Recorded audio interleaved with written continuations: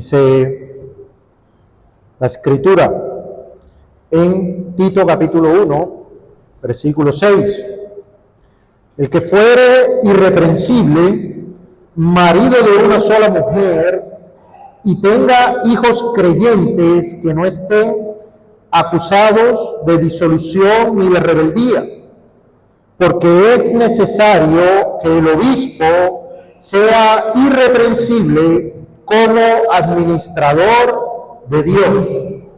Hace poco, la comunidad cristiana a nivel mundial fue estremecida por la triste noticia del descubrimiento del pecado de adulterio en un conocido pastor y maestro. Los enemigos del Evangelio y de la línea doctrinal calvinista de este pastor aprovecharon para hacer eco de la noticia y sacar provecho con likes en redes sociales.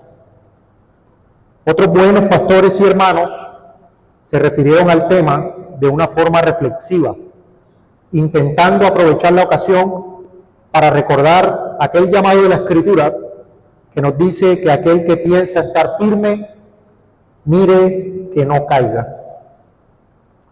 El asunto es que el adulterio, la fornicación y los pecados de índole sexual se encuentran entre los pecados más escandalosos y destructivos que vemos en las Escrituras. Esto no solamente por la terrible mancha y endurecimiento que causan en el corazón de quien lo comete, sino por el daño y destrucción que causan en la familia, la iglesia y la sociedad.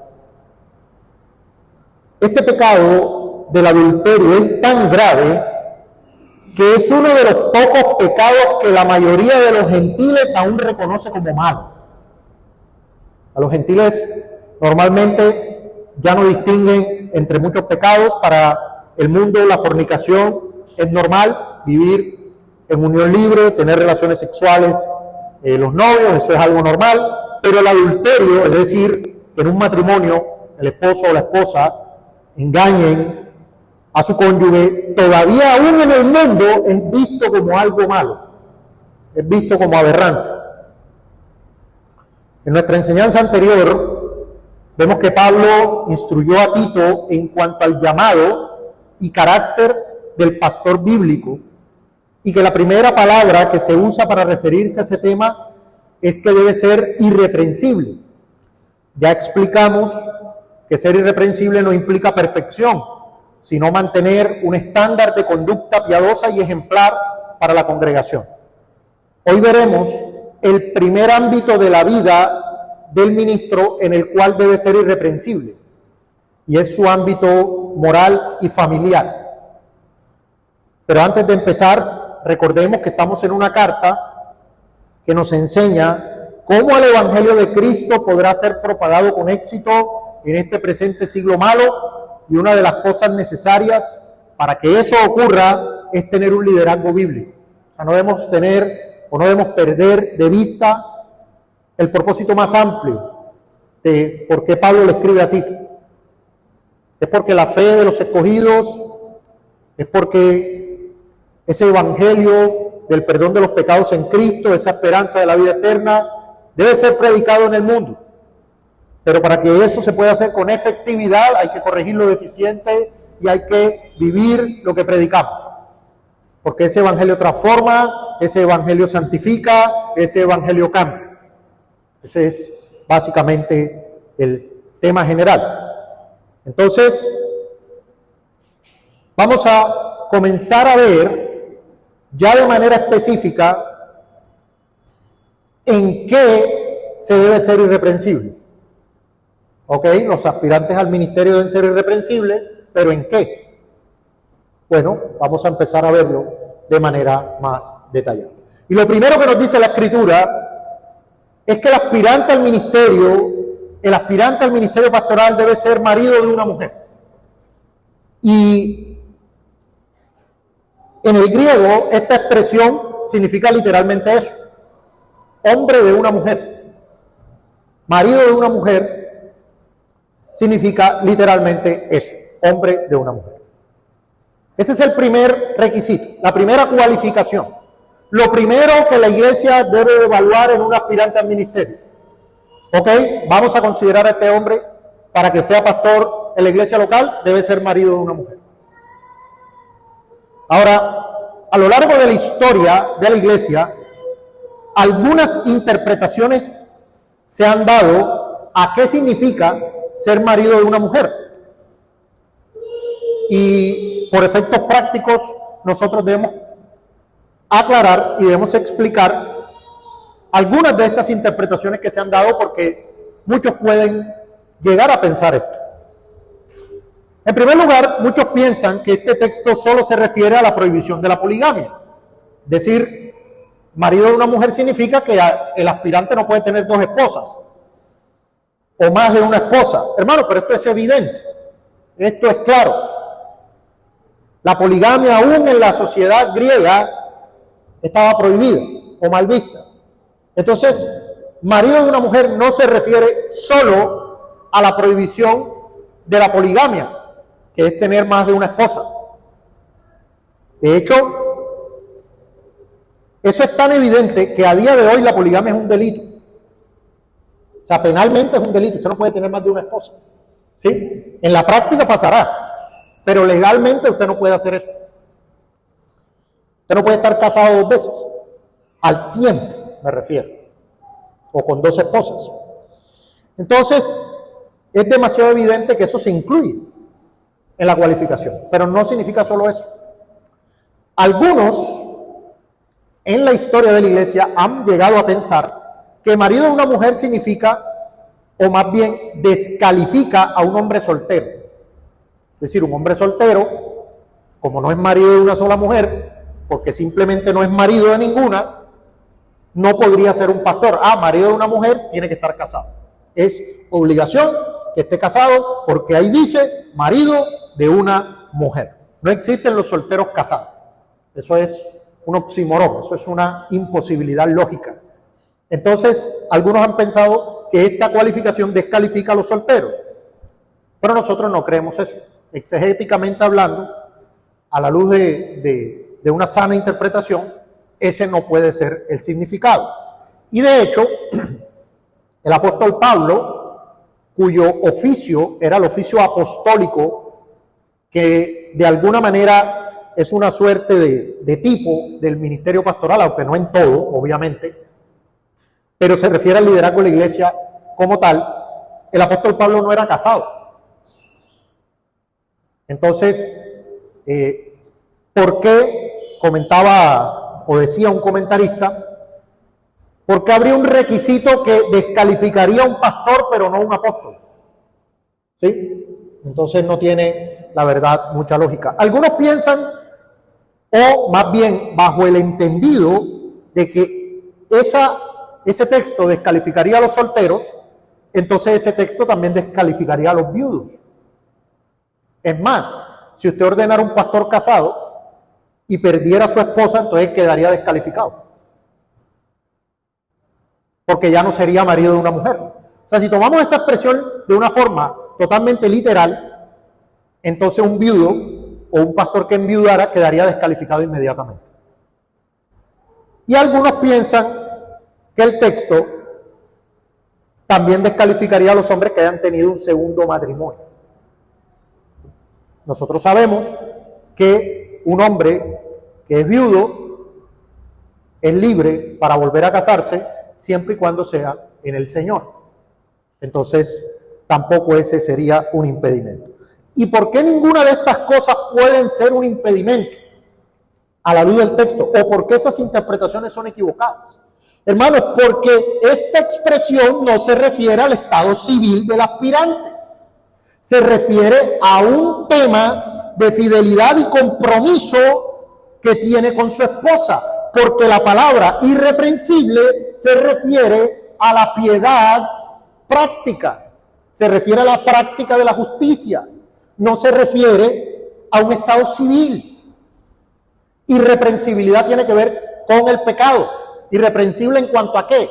En cuanto al pecado. Entonces, si es irreprensible, Siendo marido de una mujer, esto se refiere a la pureza sexual y al compromiso que este hombre tiene con su esposa. Es a eso a lo que se refiere. Hay millones de hombres casados que no son maridos de una sola mujer.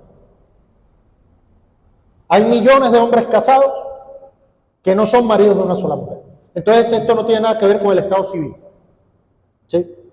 O sea, puede haber un hombre soltero que pueda ser considerado el ministerio, o viudo.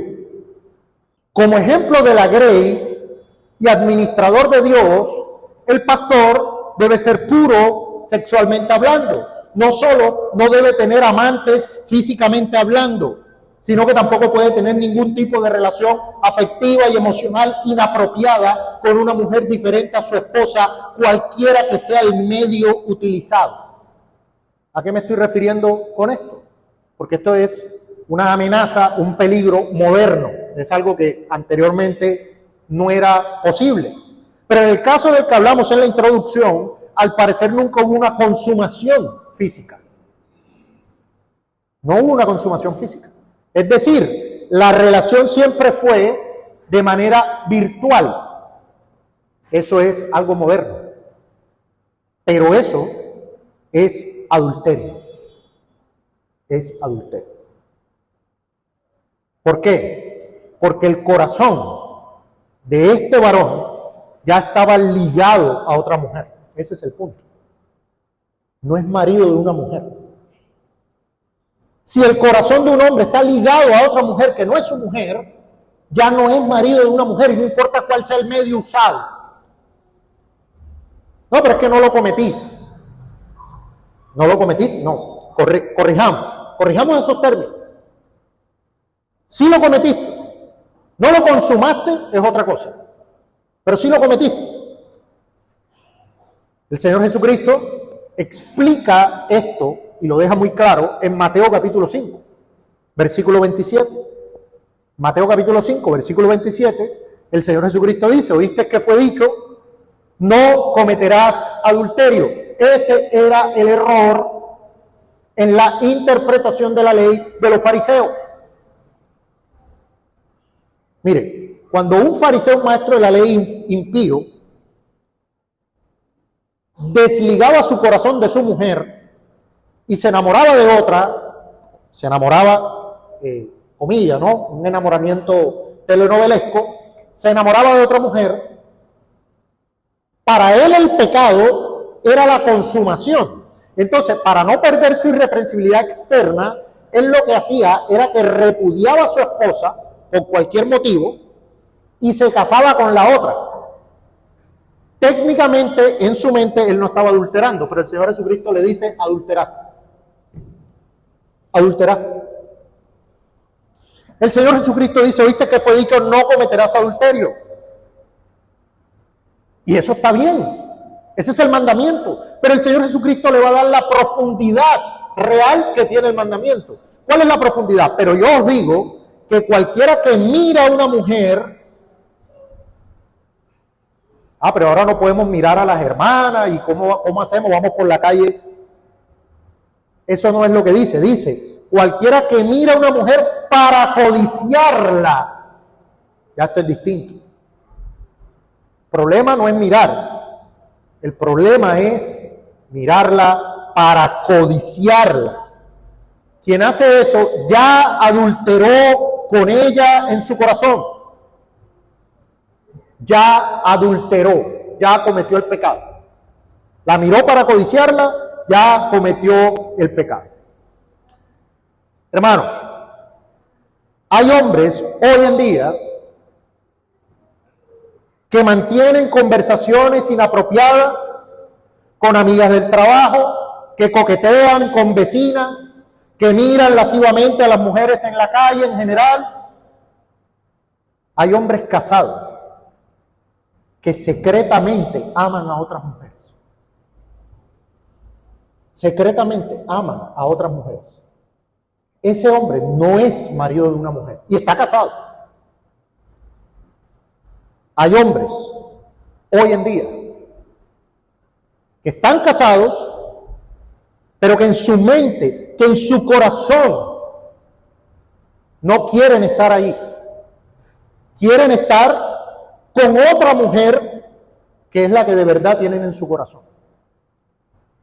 Quieren estar allá, pero es la vida que les tocó. Tienen miedo al vituperio de la gente, tienen miedo a cualquier otra cosa. Pero su corazón no está ahí. Un hombre así está descalificado para el ministerio. Mire, cuando Job habla acerca de su irreprensibilidad, esto lo dice en Job capítulo 31, verso 9. Nótese cómo lo dice. Si fue mi corazón engañado acerca de mujer y estuve acechando a la puerta de mi prójimo, ¿sí lo notó? O sea, si él, estando casado, su corazón está en otro lado, si él está acechando allá, en otro lado, hay hombres y mujeres. Esto debe ser clave.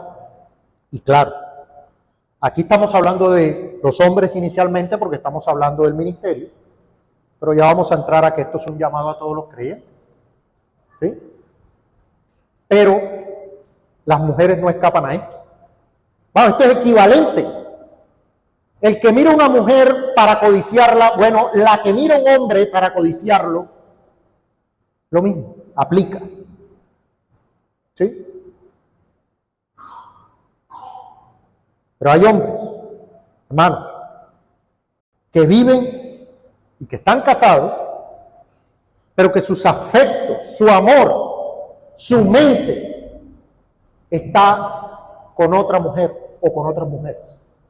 Y si yo me hubiera casado con esa novia de la juventud, y si yo me hubiera tal, y si esa compañera de trabajo, y si esa vecina, y si yo no estuviera casado, y viven así. Es una fantasía constante de otras mujeres, pero no son maridos. No está su mente, su alma, su corazón y su cuerpo comprometidos con su esposa. No están. Y está casado, tiene un anillo, firmó un papel.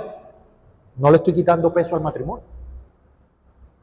Pero el punto es que se puede estar casado y no ser marido de una mujer. Hermanos, hay hombres que no soportan hablar 5 minutos con su esposa, pero salen a comer con las compañeras de trabajo. 2 horas almorzando, riéndose, felices. Prefieren estar allá que en su casa. Hay hombres que les pica la casa. ¿Usted no ve que en pandemia muchos matrimonios se destruyeron porque empezaron a convivir? Esos no eran maridos de una mujer.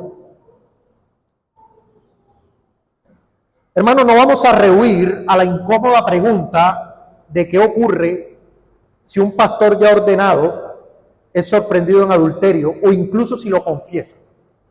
Hay una pregunta muy común que es, bueno, y si un pastor ya ordenado comete adulterio, como el caso que planteamos al principio, ¿qué ocurre? Bueno, la respuesta sencilla es que queda descalificado para el ministerio y no puede ser restaurado a él porque pierde su irreprensibilidad.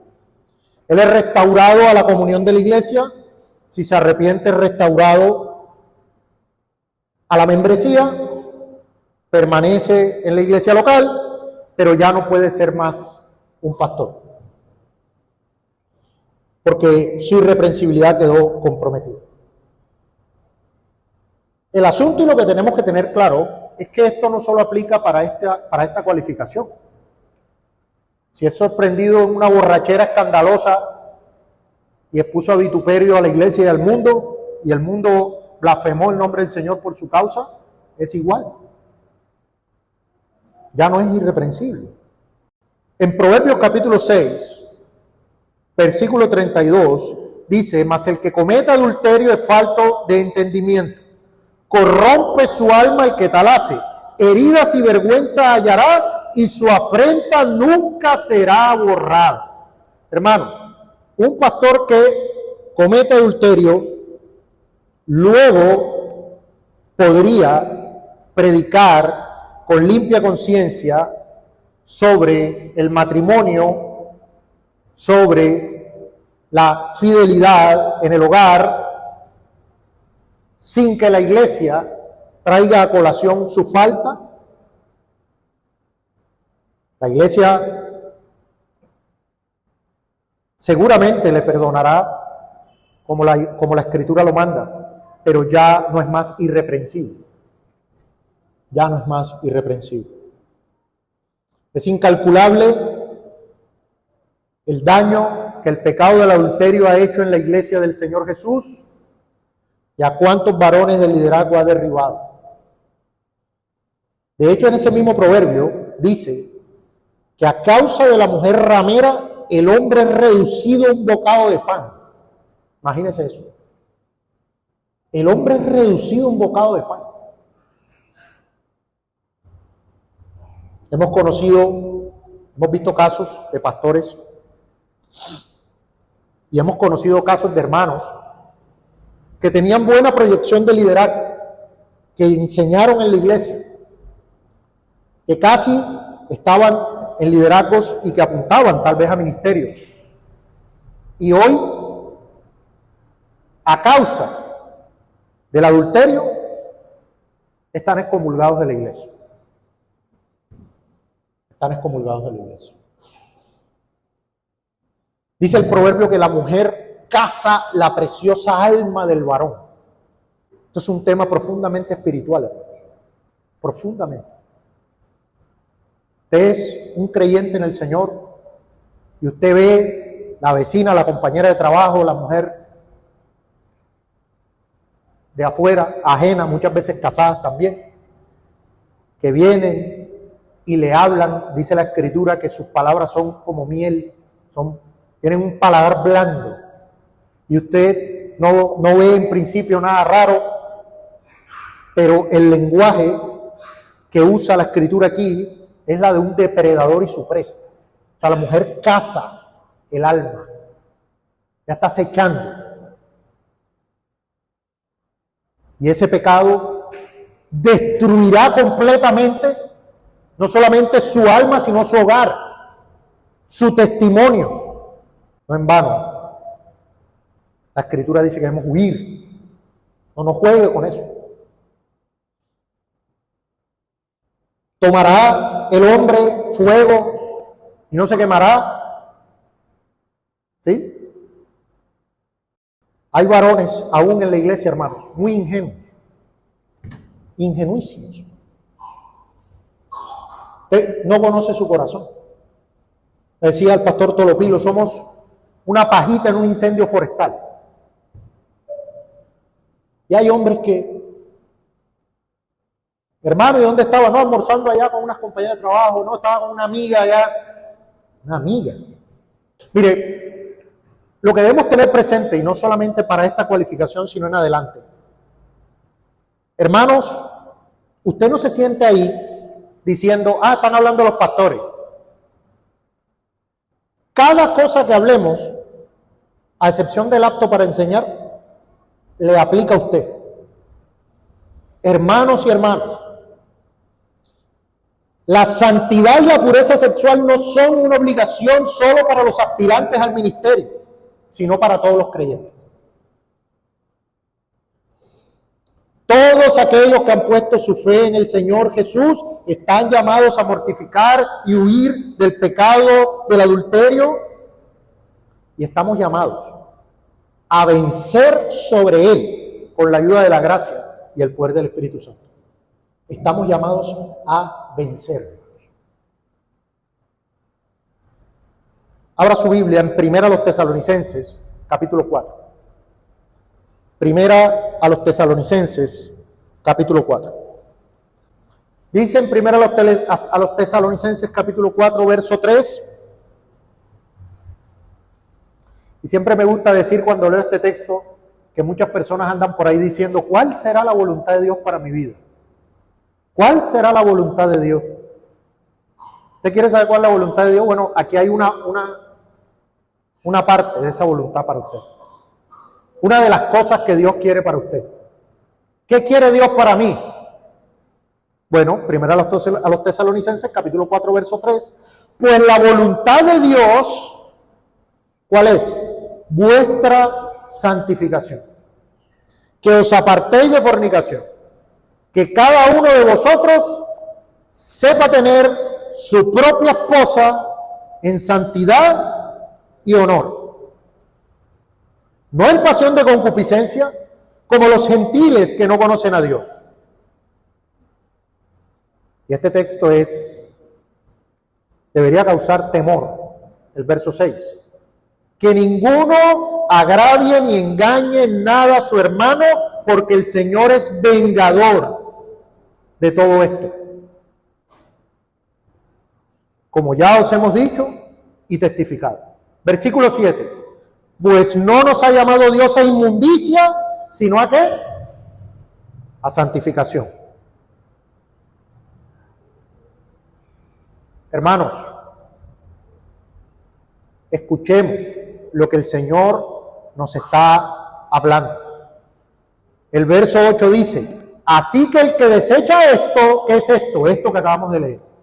El que desecha esto, el que desecha que debemos apartarnos de fornicación, el que desecha tener su propia esposa en santidad y honor, el que desecha no andar en concupiscencia, el que desecha andar en santificación, el que desecha obedecer este mandamiento, no desecha a hombre, sino a Dios, que también nos dio su Espíritu Santo. ¿Sí? Jesucristo pagó en la cruz del Calvario por nuestros pecados, hermanos. Muchos aquí podemos tener tristeza o carga por nuestra vida pasada, tristeza o carga por lo que ocurrió cuando no conocíamos al Señor. Pero el Señor Jesucristo pagó en la cruz del Calvario por nuestros pecados, incluyendo el pecado del adulterio. Y ahora nos llama a vivir santamente, guiados por el Espíritu Santo. No podemos acomodarnos al espíritu sexualizado que el mundo quiere vendernos. El mundo tiene una visión de esto, una visión del matrimonio, pero no podemos acomodarnos a eso. El pueblo de Dios debe ser diferente. El pueblo de Dios debe darle la honra de vida al matrimonio.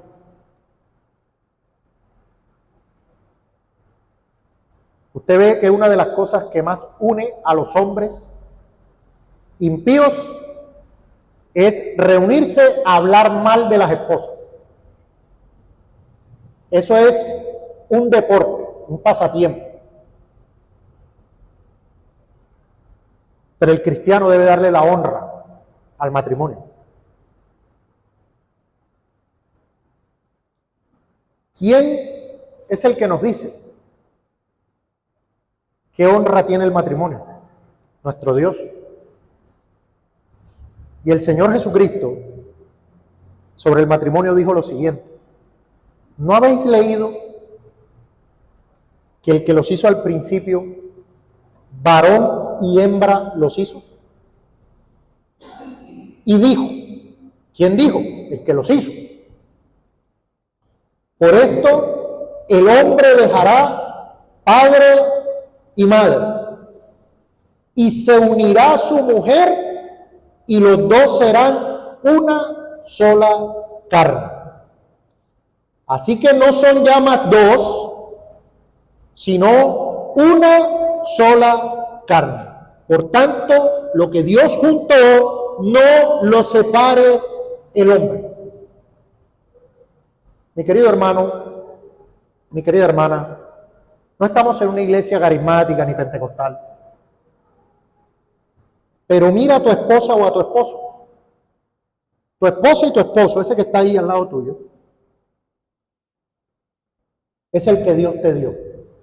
Es la que Dios te dio. Y Dios dice que eres una sola carne con Él y con ella. Eres una carne. Esa esposa a la que le hablas feo, la que no tratas como vaso más frágil, ese esposo que le gritas, que lo insultas, que no lo atiendes, ese y esa es uno contigo, porque Dios lo dijo, porque Dios lo estableció. Entonces, mi querido hermano, ¿qué haces pensando en otras mujeres, en situaciones del pasado? ¿Qué haces contaminándote, mirando donde no debes?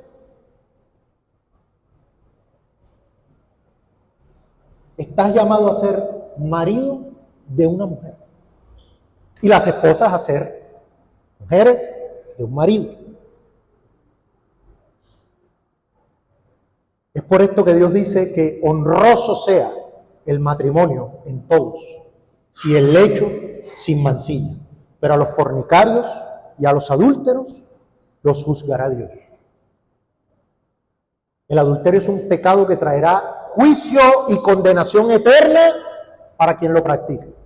Los que están aquí, en este lugar, que practiquen estos pecados de índole moral y sexual, tienen que arrepentirse, creer en el Señor Jesucristo y sus pecados serán lavados y perdonados. Los hijos de Dios ya han lavado y emblanquecido sus ropas en la sangre del Cordero, pero ahora están llamados a vivir santamente, santamente. Entonces este es un llamado, hermanos, que no es solo para los aspirantes al ministerio, sino que es un llamado a todos los creyentes, a todos los miembros. Hay otro aspecto en el ámbito familiar que también debe ser revisado y en el cual también todos los creyentes están llamados. Y es que nuestro texto dice que los aspirantes al ministerio, que los pastores, deben tener hijos creyentes que no estén acusados de disolución y de rebeldía. Ellos deben ser maridos de una sola mujer, refiere a su relación matrimonial, y en cuanto a su paternidad o gobierno del hogar, sus hijos deben ser creyentes que no estén acusados de disolución y rebeldía. Así que no solo se habla de la esposa, sino de los hijos. Esto teniendo en cuenta lo que ya explicamos arriba de lo que significan estas cualificaciones, ¿sí? Los hijos del aspirante serán evaluados si los tiene, ¿ok? O sea, no es que si no tiene hijos, entonces no puede ser pastor, porque ¿cómo sabemos si los hijos son creyentes? Pero no podemos caer en pragmatismos, hermanos, porque nosotros podemos ser pragmáticos no solamente para no aplicar las cualificaciones bíblicas de una manera descarada, sino también para aplicar pragmatismo de sabiduría al respecto. O sea, nosotros no podemos, no, pero es que me parece sabio que esperemos a que el aspirante tenga hijos. Me parece sabio que esperemos a que el aspirante se case, porque una esposa le va a ayudar a madurar. Hermano, eso suena sabio, pero eso no está en la Biblia, ¿ya? O sea, la cualificación es lo que la cualificación dice. Sí, yo sé que suena sabio, y puede ser incluso más práctico, porque usted, claro, ve hijos y usted sabe más sobre el carácter, pero la Biblia dice lo que dice. No es que esperemos que los hijos estén un poquito más grandes. O sea, ¿a qué edad podemos revisar si los hijos están sujetos o no? O sea, ¿quién pone ese límite? No, hermanos, esto se refiere a evaluar el tema de los hijos, pues si los tiene. Si no los tiene, pues no, se evalúa lo demás. Entonces, eso debe quedar claro. Ahora, algunos han entendido que este texto se refiere, cuando se habla aquí de que tenga hijos creyentes, este texto se refiere a tener hijos nacidos de nuevo. ¿Sí? Muchos han dicho, que los hijos tienen que ser regenerados, tienen que ser nacidos de nuevo. Hermano, y eso descalificaría a todos los pastores bautistas reformados hasta que sus hijos fueran miembros de las iglesias. Porque nosotros, ¿qué creemos? En membresía regenerada. Un creyente, pues, es un miembro de la iglesia. Entonces, si los hijos deben ser regenerados, entonces no podría ser pastor hasta que tus hijos entren a la membresía. ¿Sí? Pero esa interpretación en realidad no es la correcta a la luz de la sana exégesis del texto. La palabra griega que se usa aquí como creyentes es la palabra pistos, que también se puede traducir como fieles, es decir, que tenga hijos fieles. La raíz de la palabra viene de una expresión que literalmente puede traducirse como que asienten a la autoridad. La que dicen que sí. O sea, la palabra creyentes es fieles que ante la autoridad ellos están de acuerdo. Ellos asienten. Entonces, como lo dice en el paralelo de 1 Timoteo 3, allá dice que estén en sujeción. Los que creen que los hijos deben ser creyentes nacidos de nuevo, entienden 1 Timoteo y Tito como complementarios. Pero en realidad nosotros los entendemos como paralelos. Porque es que son instrucciones eclesiásticas a dos personas distintas, pero son las mismas instrucciones. No es que las cualificaciones aquí son unas y aquí son otras. Entonces, aquí significa esta cualificación una cosa y acá otra, no, significan lo mismo. Son paralelos, ¿sí? 1 Timoteo capítulo 3, verso 4, hablando de este mismo o de esta misma cualificación, dice que gobierne bien su casa, que tenga a sus hijos en sujeción con toda honestidad. Es decir, son hijos que asienten a la autoridad. Ese es básicamente el requisito. Entonces, cuando nosotros vemos nuestro texto en Tito, ¿qué es lo que nosotros podemos ver con toda claridad? Que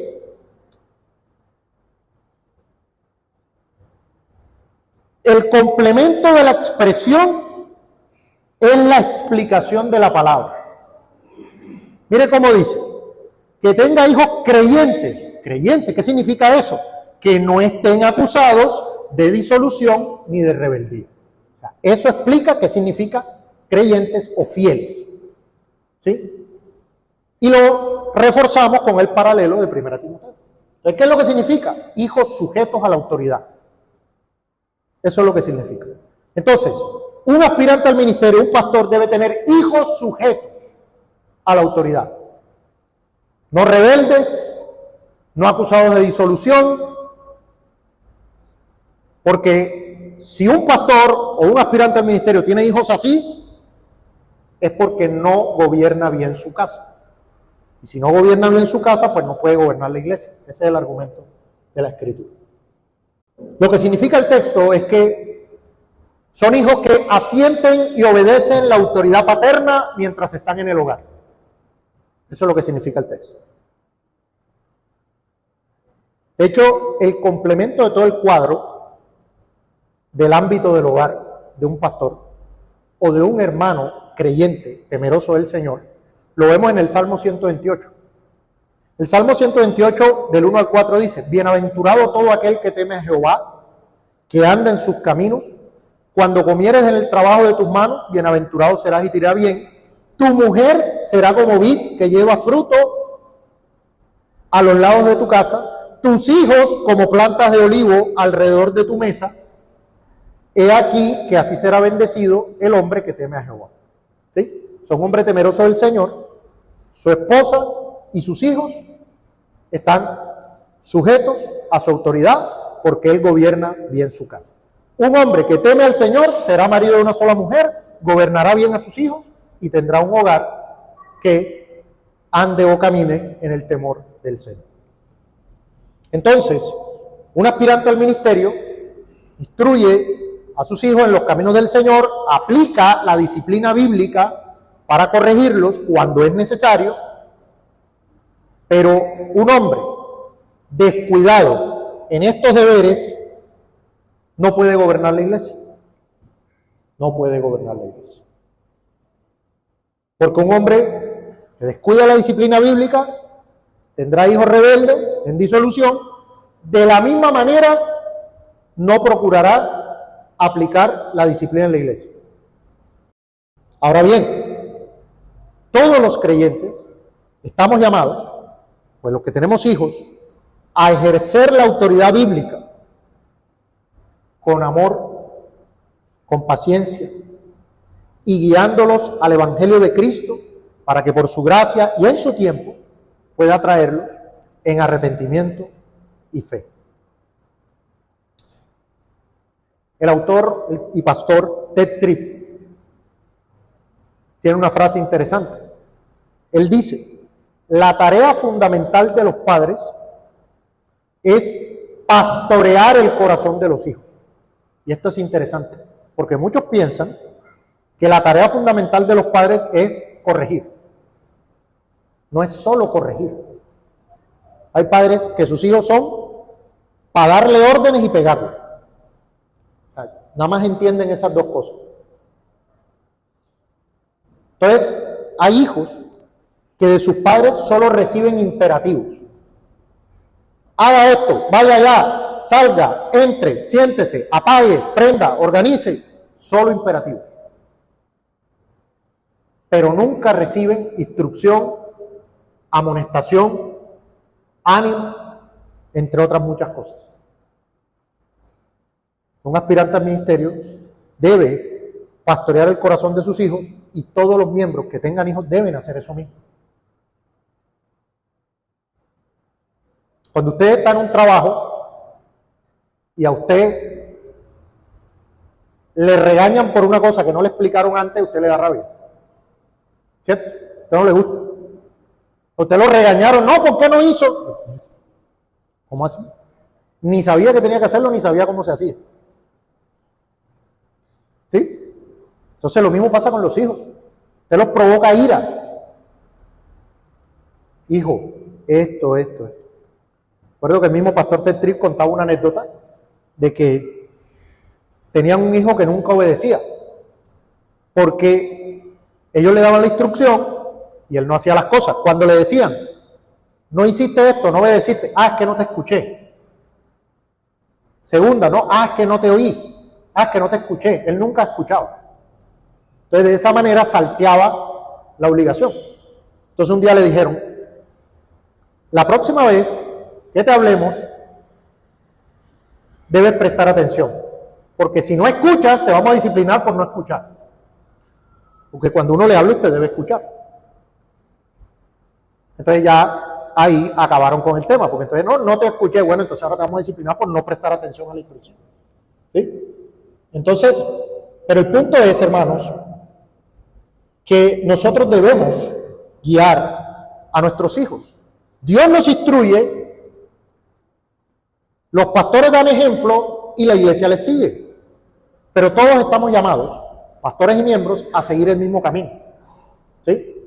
Entonces, nótese, el Señor instruye, el pastor da ejemplo y los miembros le siguen. Pero tanto pastor como miembros están llamados a seguir el mismo camino. ¿Sí? No es que, el pastor es el que debe gobernar bien su casa. El pastor es el que debe ser marido de una mujer.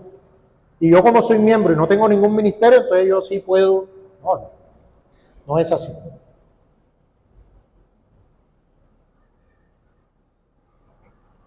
Y aquí pueden aparecer los más espirituales y decir, ¿cómo así que los pastores son ejemplos y que hay que seguir a los pastores? No, tenemos que seguir a Cristo, así como los corintios, ¿no? Precisamente a los corintios Pablo les escribió, sed imitadores de mí, así como yo de Cristo. Entonces, puede y debe imitar a sus pastores, si ellos son pastores piadosos que imitan a Cristo. En Hebreos capítulo 13, verso 7 lo dice. Mire cómo lo dice. Acordaos de vuestros pastores, que os hablaron la palabra de Dios, considerad cuál haya sido el resultado de su conducta e imitad su fe. ¿Lo nota? Hay que imitarlos. Si ellos están andando bien, si ellos están caminando en santidad, imítelos. Y eso es lo natural, ¿sí? Que las ovejas tienden a imitar a los pastores. Ahora, en versículo 7 de nuestro texto, la parte A, pues es un complemento del verso 6, entonces no la podemos dejar por fuera, ¿sí? Y es que afirma nuevamente la necesidad de la irreprensibilidad que ya explicamos en la enseñanza pasada, entonces por eso no vamos a profundizar en la palabra irreprensible. Pero de igual manera se añade que esto es así, o que es necesario la irreprensibilidad por causa del oficio que el pastor tiene sobre la casa de Dios como administrador. O sea, es necesario que el pastor sea irreprensible porque es administrador de Dios. Es decir, él está administrando unos bienes que no son suyos, incluyendo las ovejas. Las ovejas no son del pastor. El pastor es un administrador de Dios. Las ovejas son de Cristo. Y espero que se entienda lo que estamos explicando. Un pastor puede decir, no, mis ovejas, sí, hay maneras de hablar, hay semántica, ¿no? Se puede usar el posesivo. Pero en estricto sentido, las ovejas son de Cristo. ¿Por qué? Porque Cristo es el heredero y cabeza de la iglesia. Todos esos bienes son de Cristo. Porque el Padre le dio herencia. Nosotros tuvimos herencia o tenemos herencia en el heredero, en Cristo. Cristo es el heredero y cabeza de la iglesia. Solo Él es digno porque derramó su sangre por ella. Unas aplicaciones para terminar. Hermanos, amar a Dios se evidencia con el fruto del Espíritu. Así que debemos santificarnos y mortificar el pecado del adulterio. Amar a Dios no se evidencia solo con venir a la iglesia. Te debe andar en santidad. Está llamado a ser marido de una sola mujer. Las mujeres están llamadas a ser mujeres de un marido. Debemos acudir a Cristo a clamar por el poder del Espíritu y vivir santa y bíblicamente nuestro aspecto moral y sexual. La iglesia debe reconocer hombres al ministerio que sean maridos de una mujer y que tengan a sus hijos en sujeción y no en rebeldía. Usted debe tener eso claro. Si ese hombre tiene un hogar ingobernable, no puede gobernar la iglesia. No puede gobernar la iglesia. Entonces, que el Señor nos ayude a entender su palabra y a ponerla por obra.